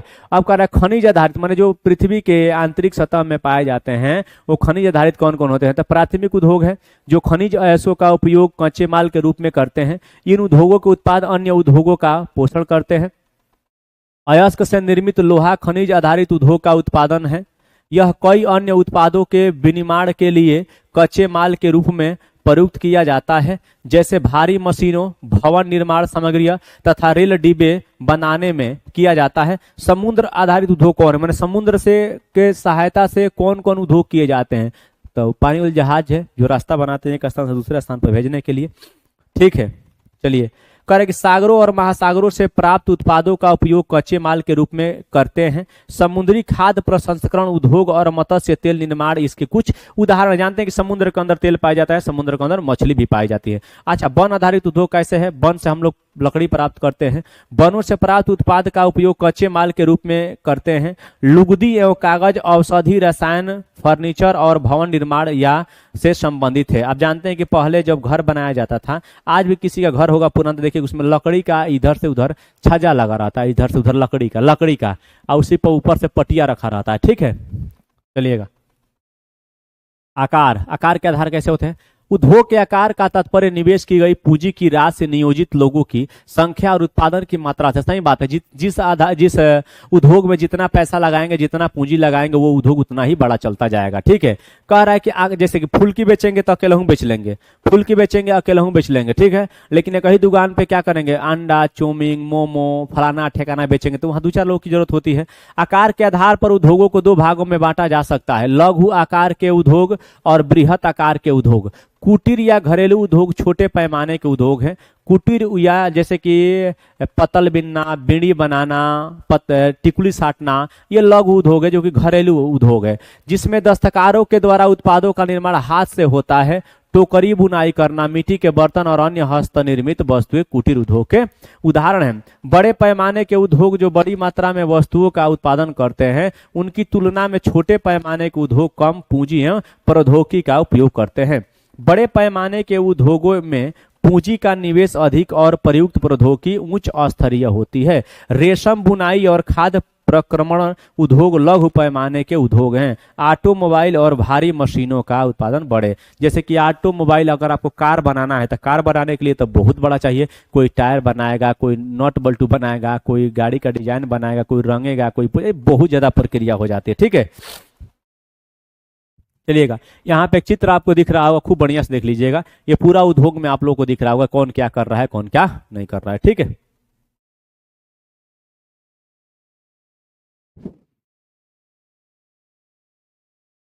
कह रहा है कि स्वामित्व के आधार पर उद्योगों को निजी क्षेत्र, राज्य स्वामित्व अथवा सार्वजनिक क्षेत्र, संयुक्त क्षेत्र और सहकारी क्षेत्र में वर्गीकृत किया जा सकता है। निजी क्षेत्र के उद्योगों का स्वामित्व और संचालन या तो एक व्यक्ति द्वारा या व्यक्तियों के समूहन द्वारा किया जाता है। सार्वजनिक क्षेत्र के उद्योगों का स्वामित्व और संचालन सरकार द्वारा होता है, जैसे हिंदुस्तान एरोनॉटिक्स लिमिटेड और steel authority of India limited संयुक्त क्षेत्र के उद्योग है। यानी कि एक ऐसा क्षेत्र होता है जिसमें प्राइवेट और सरकारी दोनों मिलकर काम करते हैं, उसे संयुक्त क्षेत्र भी बोला जाता है।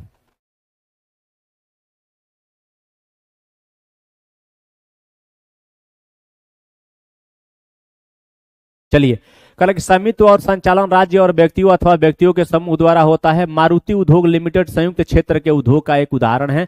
सहकारी क्षेत्र के उद्योगों का स्वामित्व और संचालन कच्चे माल के उत्पादों या पूर्तिकारों, कामगारों अथवा दोनों द्वारा होता है। आनंद मिल्क यूनियन लिमिटेड एवं सुधा डेयरी सहकारी उपक्रम के क्या है, उत्तम उदाहरण आपको देखने को मिलता है कि ये कौन कौन सी कंपनियां सहकारी हैं। ठीक है, कह रहा है कि उद्योगों की अवस्थिति को प्रभावित करने वाले कारक, कह रहा है कि वे कारक जो उद्योगों की अवस्थिति को प्रभावित करते हैं। कच्चे माल की उपलब्धता, कच्चा माल नहीं मिलेगा, मान लीजिए कि आपके पास कच्चा माल नहीं मिलेगा, जैसे कि लकड़ी नहीं मिलेगी, तो आप फर्नीचर कहाँ से बना दीजिएगा।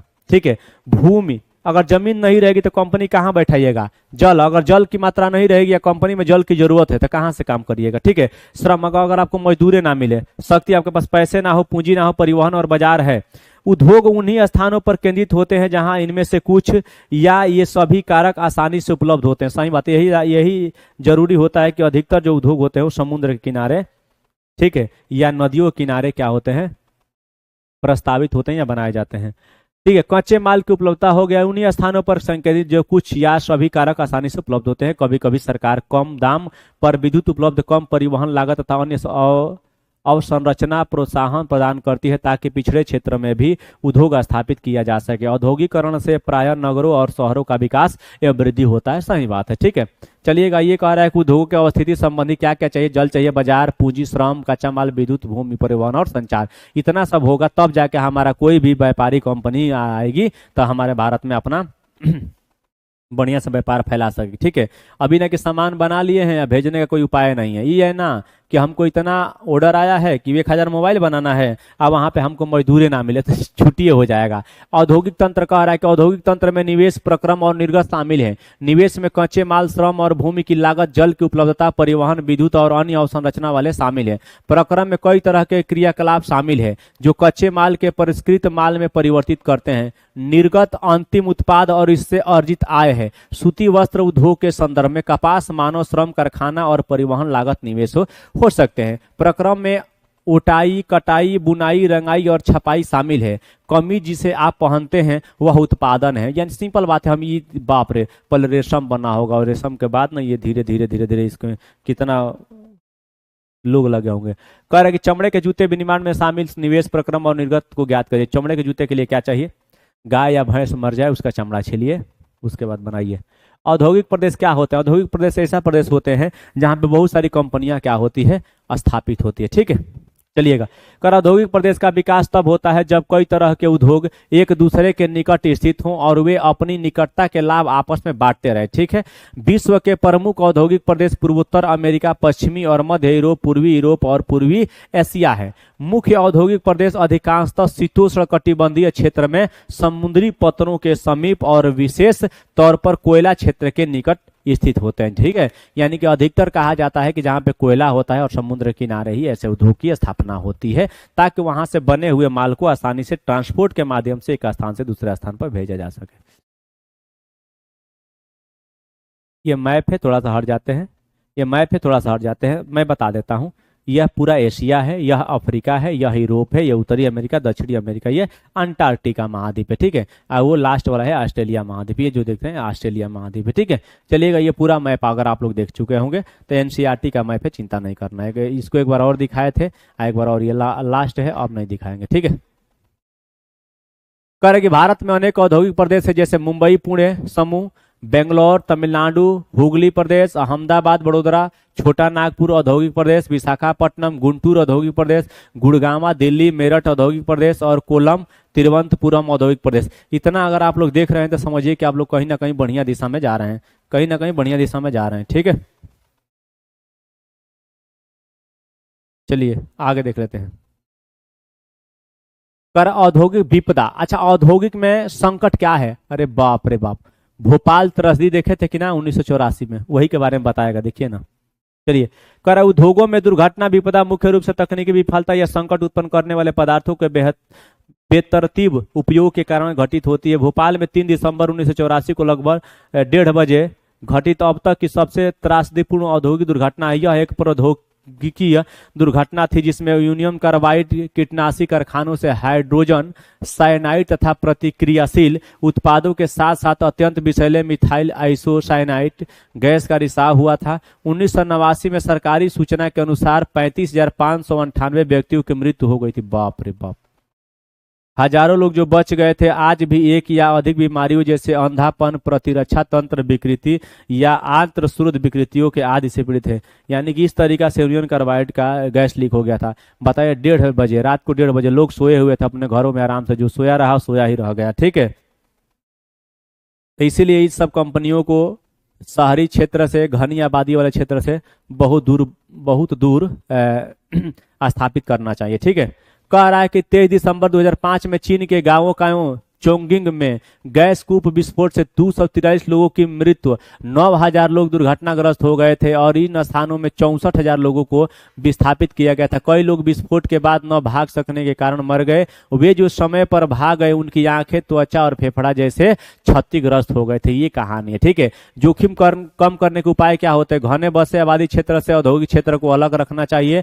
औद्योगिक के समीप बसने वाले लोगों को दुर्घटना होने की स्थिति में विषैले या खतरनाक पदार्थों से बचने का उपाय बताना चाहिए। आग की चेतावनी और अग्निशमन व्यापक उन्नत किया जाना चाहिए। विषैले पदार्थ को भंडारण क्षमता सीमा होनी चाहिए कि इससे ज्यादा नहीं रह सकते हैं। उद्योगों में प्रदूषण नियंत्रण के उपाय को उन्नत किया जाना चाहिए। ठीक है, अब वहां पर रहने वाले लोगों को जागरूकता भी अगर पहले आ जाती है तो उन लोगों को सेफ्टी बेल्ट भी पहले दे देना चाहिए। ठीक है, चलिएगा। अब है, देख लेते हैं ये क्या है, प्रमुख उद्योगों का वितरण। करें विश्व के प्रमुख उद्योग लौह इस्पात उद्योग, सूती वस्त्र उद्योग और क्या है,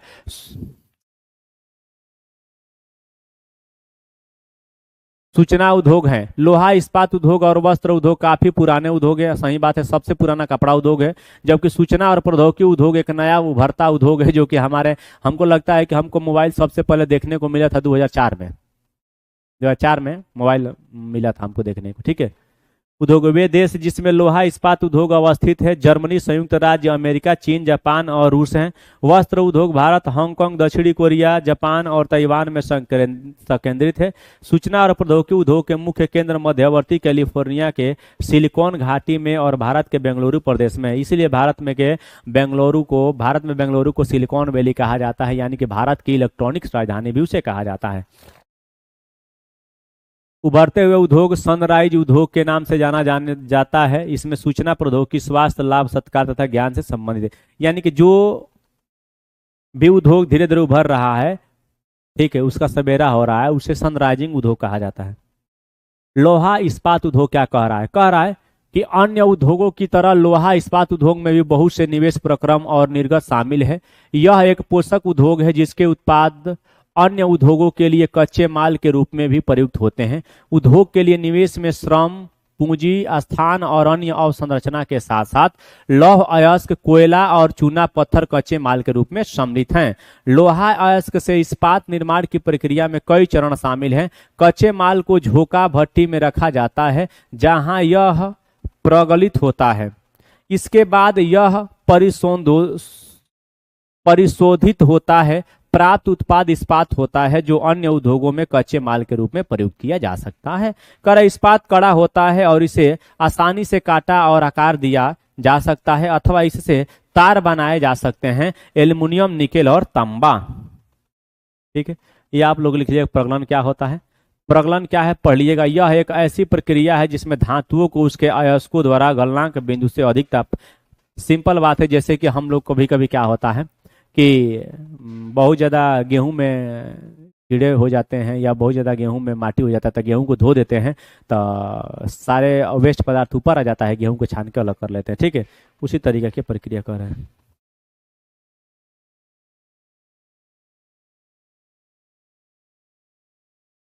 चलिए, 8 टन कोयला, 4 टन, 1 चूना पत्थर और 1 टन इस्पात। ठीक है,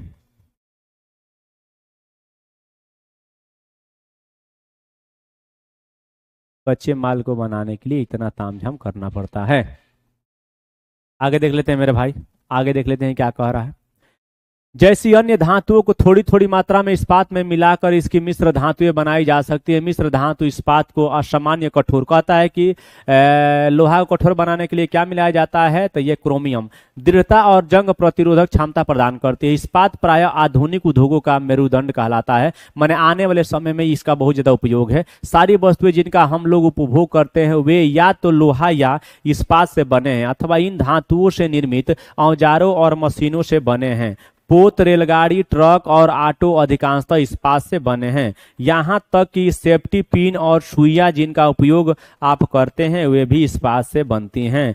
तेल कूप इस्पात से बनी मशीनों से वेधित किए जाते हैं। इस्पात की पाइपलाइन से तेल परिवाहित किया जाता है। कर खनिजों का खनन इस्पात के उपकरणों से होता है।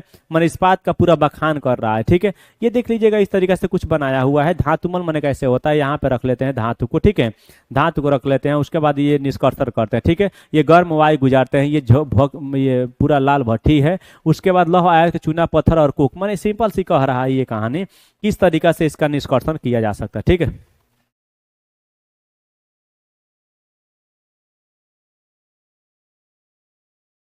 चलिए कि यंत्र प्राय इस्पात के बने होते। विशाल भवनों का ढांचा इस्पात का बनाया जाता है। 1800 ईस्वी के पूर्व इस्पात उद्योग कहाँ स्थित थे, जहां कच्चा माल, विद्युत आपूर्ति और बहता जल आसानी से उपलब्ध थे। बाद में उद्योगों के लिए आदर्श स्थिति कोयला क्षेत्र के समीप नहरों और रेलवे निकट थी। 1950 के बाद लोहा और इस्पात उद्योग समुद्र पतन के निकट सपाट भूमि के विशाल क्षेत्र में केंद्रित होने शुरू हो गए थे। ऐसा इसलिए हुआ क्योंकि इस्पात निर्माण का कार्य इस समय तक बहुत विशाल हो गया था और लौह अयस्क विदेशों से आयात करना पड़ता था। यानी कि समुद्र से आसानी से हम लोग बहुत कुछ मंगा सकते हैं। ठीक है, 1850 से 1950 तक सर्वोत्तम अवस्थिति ये थी। 1800 से पूर्व सर्वोत्तम स्थिति ये थी। 1950 से अब समुद्र के किनारे स्थिति हो गई है, ताकि आसानी पूर्वक क्या होता है, सस्ता परिवहन भी होता है। एक ही बार पूरा एकदम कई टन माल ला दिए और एक देश से दूसरे देश पहुंचा दीजिए। ठीक है, चलिए कह रहे कि भारत में लोहा इस्पात उद्योग, कच्चा माल, सस्ते श्रमिक परिवहन और बाजार की जो मात्रा है वो अधिक मात्रा में पैमाने पर देखने को मिलता है। ठीक है, चलिए ये थोड़ा सा मैप फिर से देख लीजिएगा, मैप फिर से देख लीजिए क्योंकि आपको देखने की जरूरत है। ठीक है, ये आपको देखने की जरूरत है, मैं इसमें कुछ नहीं कर सकता हूँ। ठीक है, ये आप लोग देखिए पुनः, इसके बाद हम आपको दिखाते हैं। ठीक है,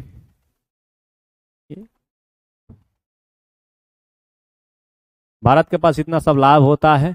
विकसित हुए सभी महत्वपूर्ण इस्पात उत्पादक केंद्र जैसे भिलाई, दुर्गापुर, वर्णपुर, जमशेदपुर, राउरकेला, बोकारो एक ही प्रदेश में स्थित हैं, जो 4 राज्यों में फैले हैं। वे 4 राज्य हैं पश्चिम बंगाल, यानी कौन, भिलाई छत्तीसगढ़, भिलाई छत्तीसगढ़ में, यार ये पश्चिम बंगाल कहाँ लिखे है। ठीक है, झारखंड, वर्णपुर, जमशेदपुर, उड़ीसा, राउरकेला, छत्तीसगढ़, भिलाई, भद्रावती और विजयनगर कर्नाटक में, विशाखापट्टनम आंध्र प्रदेश में, सलेम तमिलनाडु में अन्य महत्वपूर्ण इस्पात केंद्र हैं जो स्थानीय संसाधनों का उपयोग कर रहे हैं। यानी कि ये सामान यहाँ यहाँ है। ये पूछ देता है कि आज़ादी के बाद भारत में बने इस्पात कारखाने कौन कौन से हैं, तो बता दीजिएगा कि दुर्गापुर है, भिलाई है और राउरकेला है। दुर्गापुर, भिलाई और राउरकेला है। ठीक है, क्योंकि ये सवाल पूछा जाता है। ठीक, चलिए, ये जमशेदपुर 1974 से पूर्व भारत में केवल एक इस्पात का कारखाना था, Tata iron and steel company limited, TISCO. यह निजी स्वामित्व में थी, मैंने एगो व्यक्ति के नाम के रहे, सिंपल बात है। स्वतंत्रता के पश्चात सरकार ने यह कार्य अपने हाथ में लिया और बहुत से लोहा इस्पात संयंत्र स्थापित किए। झारखंड में स्वर्ण रेखा और खरकई नदी, याद रखिएगा, पूछता है कि खरकई नदी कहाँ है, तो झारखंड में। नदियों के संगम के समीप साकची में सन 1907 में टिस्को की शुरुआत की गई थी। टिस्को की शुरुआत कब हुई थी, 1907 में, यही टाटा यार।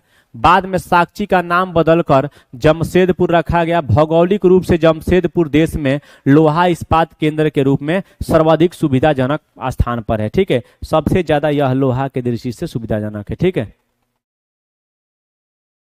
ये भारत में कुछ उद्योग है, देख लीजिएगा कि कहाँ कहाँ कौन कौन से कारखाना है। ठीक है, ये साकची वाला है, ये साकची यही स्वर्ण रेखा नदी है, देख लीजिएगा।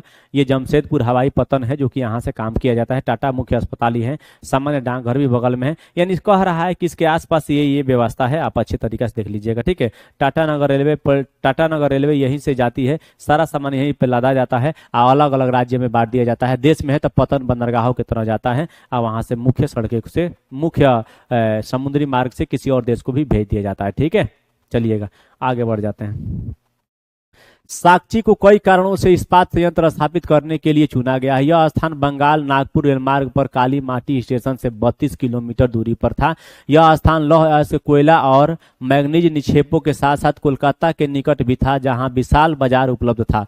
टिस्को को झरिया कोयला क्षेत्र से कोयला और उड़ीसा तथा छत्तीसगढ़ से लौह अयस्क, चूना पत्थर, डोलोमाइट और मैग्नीज प्राप्त होता है। यानी कि यहाँ पर इस उद्योग को बैठाने के लिए सभी चीज इसके आसपास थी, बड़ी आसानी से मिल गई थी। ठीक है, खरकई और स्वर्ण रेखा नदियों से पर्याप्त जल की आपूर्ति हो जाती है। सरकारी प्रोत्साहन से इसे प्राप्त पूंजी उपलब्ध हुई है। जमशेदपुर में टिस्को की स्थापना के बाद कई अन्य औद्योगिक संयंत्र स्थापित किए गए। इनमें रसायन इंजनों के पुर्जे, कृषि उपकरण, मशीनों, टीन की चादरें, केबल और तार का उत्पादन किया जाता है। भारत में लोहा इस्पात उद्योग के विकास से त्वरित औद्योगिक विकास आरंभ हुआ। भारतीय उद्योग के लगभग सभी क्षेत्र अधिकांशतः अपने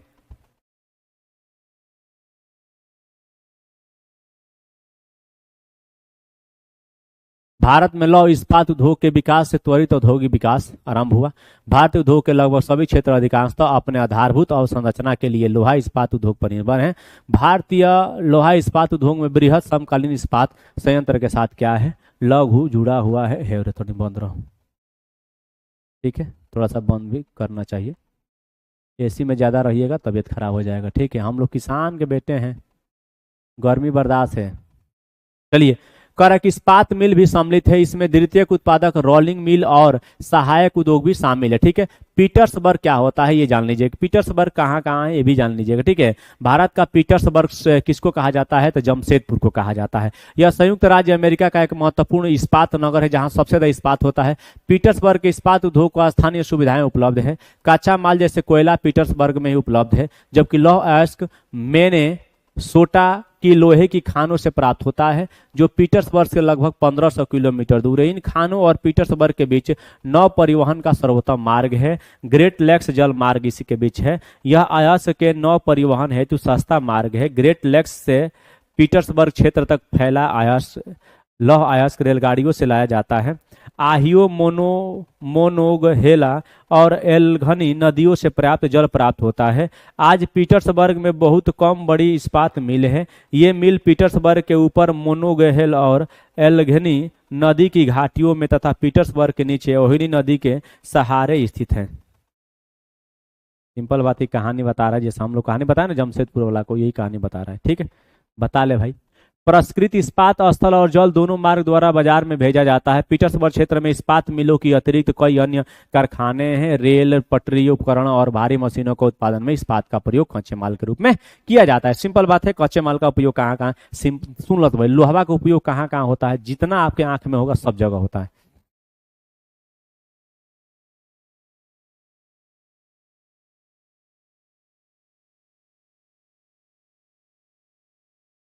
अब पढ़ेंगे हम लोग उद्योग में सूती वस्त्र उद्योग। ठीक है, कह कि धागे से कपड़े बुनाई एक प्राचीन कला है। कपास, ऊन, सिल्क, जूट और पटसन का प्रयोग वस्त्र निर्माण में होता है। उपयोग में लाए गए कच्चे माल के आधार पर वस्त्र उद्योग का वर्गीकरण किया जा सकता है। रेशे वस्त्र उद्योग के कच्चे माल हैं। रेशे प्राकृतिक या मानव निर्मित हो सकते हैं। सही बात है। मानव निर्मित मतलब नायलॉन हो सकता है। कह रहे कि प्राकृतिक रेशे ऊन, सिल्क, कपास, लीलन, लीलन का कपड़ा बड़ा मजबूत होता है, बहुत महंगा मिलता है, और जूट से प्राप्त किए जाते हैं। मानव निर्मित रेशे में नायलॉन, पॉलिएस्टर, एक्रिलिक और रेयान शामिल है। ये मानव निर्मित रेशे है, याद रखिएगा। ठीक है, नायलॉन, पॉलिएस्टर, एक्रिलिक और रेयान। पॉलिएस्टर की कपड़ा बहुत सारा मिल रहा है, चमकोवा झमकोवा। ठीक है, सूती वस्त्र उद्योग विश्व के प्राचीनतम उद्योगों में से एक है। 18वीं सदी के औद्योगिक क्रांति तक सूती वस्त्र हस्त कताई तकनीकी एवं हथकरघा से बनाया जाता था। 18वीं सदी में पावर लूम ने पहले ब्रिटेन में और बाद में विश्व के अन्य दूसरे भागों में सूती वस्त्र उद्योग के विकास को आगे बढ़ाया। कौन? Power loom.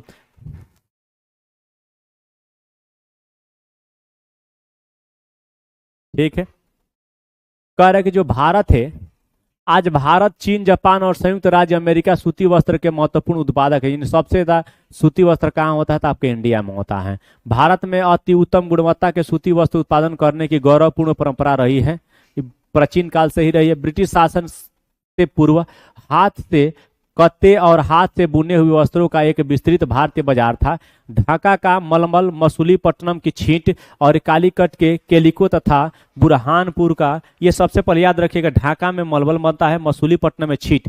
छींट कहाँ बनता है? मसूलीपट्टनम में। कालीकट, कालीकट कहाँ है? तो कालीकट के केलिको तथा बुरहानपुर में क्या होता है? तो बुरहानपुर में जो भी होता है आगे देख लेंगे। ठीक है, ये थोड़ा सा औद्योगिक कारखाने हैं, आप देख लीजिएगा सूती वस्त्र कहाँ कहाँ होता है थोड़ा। ठीक है, देख लीजिएगा। भारत में 3-4 जगह आपको दिख रहा होगा। सबसे नीचे तमिलनाडु में, इधर देखिए गुजरात, गुजरात, महाराष्ट्र और मध्य प्रदेश के बीच में दिख रहा होगा। ठीक है, चलिए आगे देखिए। कह रहा है कि सूरत एवं वडोदरा के सुनहरी जरी के काम वाले सूती वस्त्र गुणवत्ता और डिजाइनों के लिए विश्वविख्यात है, लेकिन हाथ से बने होने के कारण सूती वस्त्र का उत्पादन महंगा और बनने में अधिक समय लेता था। इसलिए परंपरागत सूती वस्त्र उद्योग पश्चिम के नए वस्त्र मिलों से प्रतिस्पर्धा नहीं कर सका, जो सस्ते एवं अच्छी गुणवत्ता वाले वस्त्रों का निर्माण यंत्रीकृत औद्योगिक यूनिट में करते थे। पहली सफलता यंत्रीकृत वस्त्र मिल मुंबई में 1854 ईस्वी में स्थापित की गई थी। सूती वस्त्र मिल 1854 में स्थापित की गई थी, मैं पहले बताया हूँ, लेकिन यह असफल थी। कोष्ण आर्द्र जलवायु मशीन आयात के लिए पतन, कच्चे माल की उपलब्धता और दक्ष श्रमिक इस प्रदेश में इस उद्योग के द्रुत फैलाव में सहायक रहा। प्रारंभ में यह उद्योग महाराणा, ठीक है, ये सफल थी, और गुजरात राज्य में अनुकूल आर्द्र जलवायु के कारण पनपा, लेकिन वर्तमान में आर्द्रता कृत्रिम रूप से उत्पन्न की जा सकती है और कच्ची कपास शुद्ध होती है एवं वस्त्र उत्पादन प्रक्रिया में इसका वजन कम नहीं होता है, इसलिए यह उद्योग भारत के विभिन्न भागों में फैल गया। सूती वस्त्र का उद्योग तो भारत के विभिन्न भागों में खूब फैला। ठीक है, ये कोलकाता वाला असफल था, देख लीजिएगा। ठीक है, देश में वस्त्र का उद्योग 1818 से कोलकाता के समीप फोर्ट ग्लेस्टर में स्थापित हुआ था, लेकिन कुछ समय बाद यह बंद हो गया था। तो कहेगा असफल कारखाना कलकत्ता, सफल 1854 मुंबई में। ठीक है,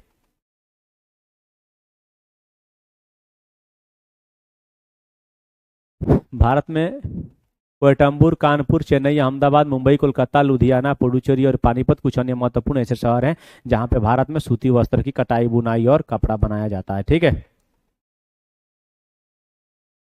आज ये अहमदाबाद के बारे में थोड़ा सा जान लेते हैं। चलिए, क्या कह रहा है अहमदाबाद? अहमदाबाद कह रहा है कि अहमदाबाद गुजरात में साबरमती नदी के तट पर स्थित है। 1859 ईस्वी में यहाँ पहली सूती मिल स्थापित हुई थी।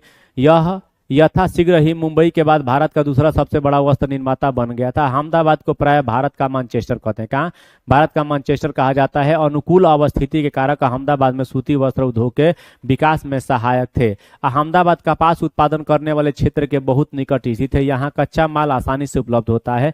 जलवायु कटाई और बुनाई के लिए आदर्श है। सपाट और भूभाग और भूमि की आसानी से उपलब्धता मिलों को स्थापना में उपयुक्त है। गुजरात और महाराष्ट्र राज्य की घनी आबादी इस उद्योग को कुशल और अर्धकुशल श्रमिक उपलब्ध कराते हैं। सुविकसित सड़कें और रेल मार्गों का जाल सूती वस्त्र को देश के विभिन्न भागों में आसानी से पहुंचाने में मदद करता है। इस तरह इसकी बाजार तक सरल पहुंच उपलब्ध है। नजदीक में मुंबई पत्तन इसे मशीनों का आयात करने और सूती वस्त्र के निर्यात की सुविधाएं प्रदान करती है।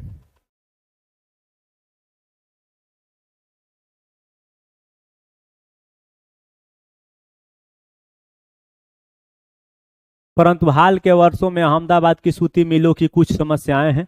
बहुत से वस्त्र मिल बंद हो चुके हैं। देश में नए वस्त्र केंद्र का विकास और अहमदाबाद के मिलों में मशीन प्रौद्योगिकी का नवीकरण न होना इसका प्रमुख कारण। सिंपल बात है, पुराने विधि से कितना दिन तक आप सूती का कपड़ा बनाएंगे, तो बंदे न होगा। चलिएगा, ओसाका जापान का कह रहा है। ओसाका जापान का एक महत्वपूर्ण वस्त्र निर्माण केंद्र है। जापान का मैनचेस्टर कहेगा, जापान का मैनचेस्टर ओसाका के नाम से भी जाना जाता है। ओसाका में सूती वस्त्र उद्योग का विकास कई भौगोलिक कारणों से हुआ है। ओसाका के चारों ओर का विस्तृत मैदान सूती वस्त्र मिलों के विकास के लिए आसानी से भूमि की उपलब्धता सुनिश्चित करता है। ठीक है, कह रहा है कि कोष्ण आर्द्र जलवायु कताई और बुनाई के लिए बहुत ही उपयुक्त है। योडो नदी मिलों के लिए पर्याप्त जल उपलब्ध कराती है। कह रहा है कि श्रमिक आसानी से उपलब्ध है। पतन की अवस्थिति कच्चे कपास को आयात करने और वस्त्र के निर्यात की सुविधा उपलब्ध कराती है। ओसाका का वस्त्र उद्योग पूर्णतः आयातित कच्चे मालों के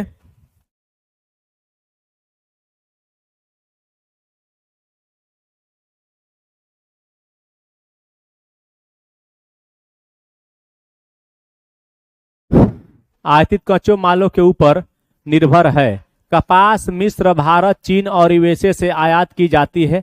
प्रसंस्कृत उत्पाद अधिकांशतः निर्यात किया जाता है। उच्च गुणवत्ता और कम मूल्य की वजह से उसका एक अच्छा बाजार है। यद्यपि देश का यह एक महत्वपूर्ण उद्योग है, लेकिन हाल ही में ओसाका के सूती वस्त्र उद्योग का स्थान अन्य उद्योग जैसे लौह इस्पात, मशीनरी, जहाज रानी, ऑटोमोबाइल्स, विद्युत उपकरण और सीमेंट लेते जा रहे हैं। ठीक है, आओ कुछ करके सीखे। विश्व के रूपरेखा मानचित्र पर उन स्थानों को चिन्हित कीजिए जिसका आगे करके सीखिएगा आप लोग। ठीक है, अब प्रश्न को हम देखेंगे। उल्टा सीधा प्रश्न जो होगा, सही केवल गलत, ये आपका काम है, लेकिन मैं सुना देता हूँ। दिल के साफ इंसान है हम। ठीक है, फोर्ट ग्लेस्टर अवस्थित है क्या पश्चिम बंगाल में कि कैलिफोर्निया में कि गुजरात में? तो ये कहाँ होना चाहिए? कैलिफोर्निया में। ठीक है, निम्न में से कौन सा प्राकृतिक रेशा है? क्या नायलॉन है कि जूट है कि एक्रिलिक है? तो कहेंगे जूट है। ठीक है, बात खत्म हो गया। ठीक है, अब हम मिलते हैं अगले वीडियो के साथ। तब तक अपना ख्याल रखें और देखते रहें आपका अपना परिवार, आस एजुकेशन परिवार। मैं मुकेश कुमार पुनः एक बार दिल से स्वागत करते हैं मेरे दोस्त। चलते हैं, बाय बाय।